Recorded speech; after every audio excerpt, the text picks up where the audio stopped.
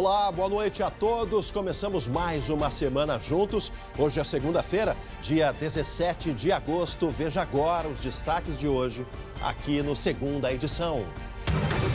Fim do mistério. Corpo de Paula Perim Portes é encontrado em Soledade.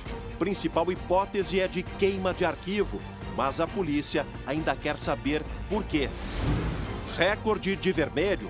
Mapa definitivo do distanciamento controlado coloca 14 regiões em alto risco. Enquanto isso, o comércio ainda mais aberto na capital. Mesmo assim, as novas regras não agradam os lojistas. Vai ser inviável manter uma casa desse aqui, uma casa grande aberta. Fique de olho nos horários de funcionamento e dias da semana. E o flagrante que vem lá da fronteira. Você vai ver o que este motoboy fez, mesmo baleado no braço.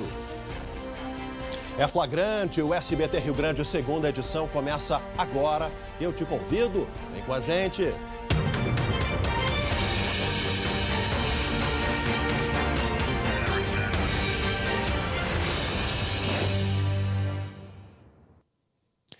Qual a motivação do assassinato de Paula? É com essa pergunta que a gente começa o SBT Rio Grande, segunda edição de hoje. Isso é o que ainda intriga a Polícia Civil. O corpo da jovem de 19 anos foi encontrado hoje. Ela estava desaparecida há mais de 2 meses. E um mistério na pequena cidade, lá de Soledade, no Norte Gaúcho. É exatamente para lá que nós vamos agora ao vivo. Deixa eu conversar com o Lucas Abate, que está desde cedo. Assim que a informação chegou, o Lucas se deslocou para Soledade com a equipe, acompanhando o trabalho da polícia, dos peritos. Quais são as últimas informações, Lucas? Boa noite. Boa noite, Chemali. Boa noite a todos que nos acompanham. Um mistério que já durava 2 meses e que agora chega ao fim, porque nesta madrugada, após mais de 2 meses de busca e nos últimos dias, 20 dias de trabalho muito intenso de buscas em diversos locais, a polícia finalmente encontrou o corpo da Paula. Corpo que inclusive já foi sepultado no cemitério de Fontoura Xavier. A polícia, o corpo foi encaminhado ao Instituto Geral de Perícias, que já detectou que a Paula foi morta por asfixia, indicando, portanto, inclusive uma premeditação desse crime. Mais cedo, em coletiva de imprensa, a delegada Fabiane Bittencourt detalhou as condições em que o corpo foi encontrado, também alguns detalhes de como eles localizaram o corpo. Investigação que é considerada pela polícia já bastante avançada, Chemali, mas agora a polícia quer saber, de fato, a motivação do crime. Se tem uma hipótese muito forte de queima de arquivo, mas o que Paula sabia ainda é desconhecido pela polícia. Vamos ouvir agora a delegada Fabiane Bittencourt. Ela sabia de algo que pudesse prejudicar os indivíduos na atividade criminosa dos mesmos, né? É sabido que eles pertencem a uma facção criminosa dos manos aqui no município, atuam na traficância de entorpecentes, prática de outros crimes também. A gente não conseguiu estabelecer em concreto o que ela sabia efetivamente que ocasionou a sua morte, mas que ela sabia de algo importante com relação a eles, isso ficou comprovado dentro da investigação.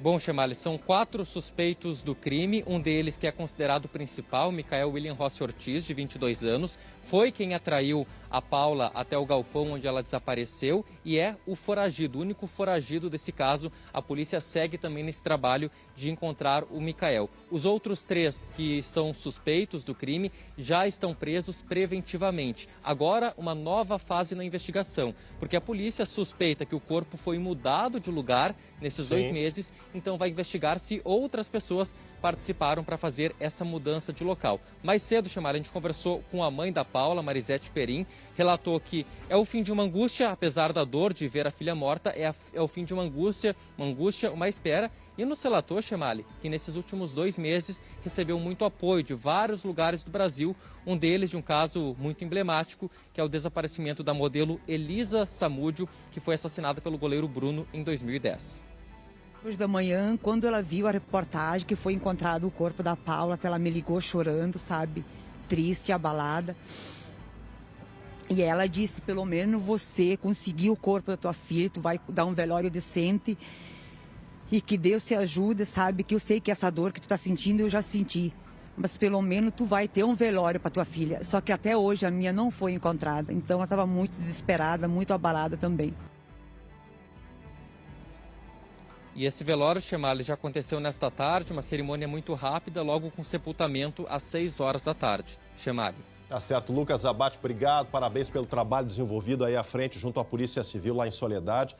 Nosso sentimento aí a dona Marisete, a toda a família da Paula, realmente um caso muito triste, muito grave, né? E que por trás disso tudo, segundo a Polícia Civil, tem a mão, né, das facções criminosas, o tráfico de drogas, os crimes organizados, e a polícia tem praticamente a certeza de que esse foi um crime premeditado. O Micael é a peça-chave disso, ela era muito amiga da namorada do Micael, confidências, enfim, situações que envolvem o mundo do crime arrastaram essa jovem, tinha 18, né? Agora já estava com 19 anos aí, durante as investigações completou aniversário, tá aí, essa é a foto do principal foragido. Tem defesa constituída, mas está foragido, deve para a Justiça Gaúcha, tomara que consigam colocar as mãos nele e que ele fique aí frente a frente com a Polícia Civil. Agora preste atenção em mais uma história de revolta. É revoltante isso que a gente vai mostrar, mas é a força do jornalismo, gente. Um estuprador em série foi preso hoje aqui em Canoas, do ladinho de Porto Alegre, na região metropolitana. Crianças com idades entre 8 e 14 anos foram vítimas desse monstro. O homem de 54 anos pagava entre 40 e 100 reais para fazer sexo com os meninos. Todos trabalhavam vendendo balas em sinaleiras ali da cidade de Canoas. Deixa eu falar com a Gabriela Lerina. Gabi, na medida do possível, boa noite. Que história, hein, Gabi? No início da nossa semana, hein, guria? Pois é, Chemali, boa noite para você.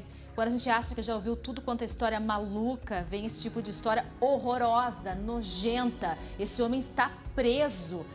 Graças a Deus, graças ao serviço da Polícia Civil. Mas o caso foi assim, ó, de acordo com as informações das investigações, Chemali, esse homem, este monstro, atraía essas crianças com idade entre 8 a 14 anos, que estavam, entre aspas, trabalhando, vendendo balas em semáforos lá da região de Canoas. E aí atraía eles, então, em troca de 40 a 100 reais para favores sexuais. Todo o crime era cometido em Matagal, perto do local onde estavam essas crianças, essas vítimas. Até agora, 9 crianças foram identificadas como vítimas que sofreram abuso deste monstro. E o pior, se é que dá para piorar nessa história, não tem o pior, né? Mas o que fica ainda inacreditável, mais inacreditável ainda, Chemali, é de que ele ainda pagava outras crianças, mais ou menos o mesmo valor também, para que elas ficassem assistindo à violência cometida contra essas vítimas. De acordo, então, com informações da Polícia Civil, era praticamente quase sempre o mesmo perfil que ele escolhia. Todos meninos e geralmente com idades entre 8 a 14 anos. Das 9 vítimas confirmadas, 4 delas já foram identificadas. Tinham geralmente também o mesmo tipo físico e, como eu disse, idades que variavam aí de 8, 9, 10 até os 14 anos. Este monstro, Chemali, foi preso hoje lá em Canoas, na região metropolitana, foi encaminhado já ao presídio. Também com ele, a polícia acabou capturando imagens, mídias que estão sendo analisadas pelos investigadores da Polícia Civil, e o local para onde ele foi levado, o presídio, não foi informado por questões de segurança. Questões de segurança. Gabi, obrigado pelas informações. O que mais me revolta, além do fato em si do crime, é essa lei de abuso de autoridade. Vocês estão vendo aí, né? Tem um blur, tem um borrão ali no rosto desse monstro criminoso. Tá aí, ó. E a gente não pode mostrar para a sociedade, porque é uma lei feita pelo Congresso Nacional para favorecer colarinho branco, e quem acaba se beneficiando com essa lei de abuso de autoridade é o criminoso comum. É o criminoso que comete estupro, que mata, que assassina, que trafica. Tá tudo no mesmo rol de crimes. Tá aí. A Polícia Civil pede que as famílias colaborem com outras informações. Pode ter mais gente ainda nessa história ali de Canoas. Alerta vermelho agora, e não estou falando do Colorado. Colorado, daqui a pouco tem informação sobre o Internacional, daqui a pouco eu converso com Jeremias Werneck. Estou falando agora do modelo de distanciamento controlado. 14 regiões aqui do Rio Grande do Sul estão com um alto risco de contaminação pelo coronavírus, de acordo com o governo gaúcho. é o maior número desde que o sistema de bandeiras iniciou. Outras 7 regiões estão na cor laranja, de risco médio. Cidades aí da região metropolitana de Porto Alegre, oeste, noroeste, litoral e o sul do estado têm as maiores restrições. Apenas Passo Fundo, no norte, ainda está com recurso aí a ser analisado pela comissão, pelo grupo de estudos aí, o Gabinete de Crise do Governo. Vale lembrar que nessa semana a gente já começou a avaliar a primeira gestão compartilhada desse modelo, ou seja, a partir de agora os prefeitos podem liberar atividades e já começou sob pressão, Essa gestão compartilhada já começou sob pressão, 14 regiões em vermelho, é o maior número registrado até agora, desde que começou esse modelo do distanciamento controlado em maio desse ano, modelo aí do governo gaúcho. Olha, agora tem mais um grupo, agora um assunto que interessa a muitas famílias gaúchas. Tem mais um grupo de pessoas que vai poder ter acesso ao benefício de R$ 600 do governo federal. Estou falando do auxílio emergencial. Veja quem já pode pôr a mão no dinheiro. Hoje a Caixa liberou os nascidos de setembro no aplicativo, e tem também aqueles que já podem sacar em espécies, que são os nascidos entre janeiro a maio, que a Caixa também está liberando o pagamento em espécie. E independente da parcela que ele vai receber, se é a primeira vez, a segunda, terceira ou quarta parcela, todo o pagamento é feito pelo mês de nascimento. Então, isso simplifica o entendimento, e faz com que as pessoas saibam exatamente qual o dia de sacar em espécie ou utilizar via aplicativo já para pagamentos de contas ou utilização nas maquininhas de cartão de crédito. E essa semana tem mais lives aí no nosso Facebook sobre o auxílio emergencial do governo federal. Olha, a segunda-feira dos Colorados já era de cabeça inchada pela derrota de virada diante do Fluminense lá no Rio de Janeiro, pois ficou ainda pior e põe pior nisso, um verdadeiro, é um arrasa-quarteirão, gente. Paulo Guerreiro está fora do restante da temporada. Deixa eu falar com um especialista no assunto, Jeremias Werneck, que está em home office. Jeremias, qual o tamanho do impacto dessa notícia aqui do ladinho, aqui no Beira-Rio? Boa noite. Boa noite, Chemário. Boa noite para todo mundo que está com a gente na segunda edição. É uma notícia arrasadora, Chemário. Afinal de contas, o Guerreiro é o artilheiro do Inter na temporada. Participou de todos os gols do Colorado no Campeonato Brasileiro. Artilheiro do Brasileirão. Tudo bem, 3 rodadas, mas o Guerreiro tem 3 gols em 3 jogos. E o Inter anunciou hoje, Chemário, que ele tem uma lesão no ligamento cruzado do joelho direito. Chemário, essa é uma das lesões mais complicadas do esporte de alto rendimento, não só do futebol. E essa lesão vai exigir uma cirurgia delicadíssima. Uma cirurgia muito delicada e pelo menos 6 meses de recuperação. O Inter ainda não informou quando esse procedimento vai acontecer, mas ele vai acontecer aqui no Brasil e nos próximos dias. E como o Guerreiro está com 36 anos, Chemário, já coloca aí essa idade como mais um fator para criar um desafio muito grande para ele voltar a jogar em alto rendimento. Ou seja, a idade e o tempo parado vão pesar para ele. O que é certo, o Inter vai contratar um jogador para substituir o Paulo Guerreiro. Quer contratar agora, está procurando esse jogador. Mas olha, nos bastidores, a lesão do Guerreiro abateu muita gente no Inter. É um baque muito grande. Sem dúvida nenhuma, meu amigo Jeremias Werneck. É um nome de peso. Semana passada, o Grêmio se despediu do Everton, mas por um bom motivo. E agora os colorados, pelo menos em 2020, se despedem de Paulo Guerreiro. Volta só em 2021. Ainda hoje, aqui no segunda edição, gente, o comércio da capital gaúcha é mais aberto. Fiquem de olho nos horários de funcionamento das lojas e tem comerciante querendo ainda mais. E também na fronteira, um flagrante de violência. Esse motoboy fazia entregas e foi atacado. Já já você vai saber como terminou essa história. A gente volta em seguida. Voltamos ao vivo com a segunda edição para todo o nosso estado. Fique agora com um recado importante que a FAB da EVT tem para você. Estamos passando por um momento muito complicado, vivendo cheios de incertezas e preocupações. E você aí de casa não sabe como reduzir as suas dívidas? A EVT é uma assessoria que te ajuda a reduzir as suas dívidas de financiamento de veículos, cartões de crédito e empréstimos. Comprou um carro e está pagando por 2? Tem dívidas de cartão de crédito, empréstimos e o banco não para de ligar? Então liga agora para a EVT Assessoria que nós vamos te ajudar. Olha aqui na tela e liga agora, 3391-3852 ou manda um WhatsApp para 99770-2864. Calma aí que eu vou repetir, 3391-3852 ou um WhatsApp para 99770-2864. Fale com a EVT Assessoria que a gente te ajuda a passar por esse momento difícil e acabar com as suas dívidas.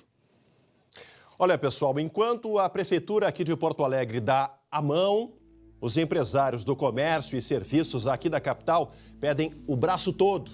Vocês já vão entender, né? O último decreto do município permite o funcionamento das atividades não essenciais de segunda a quinta-feira.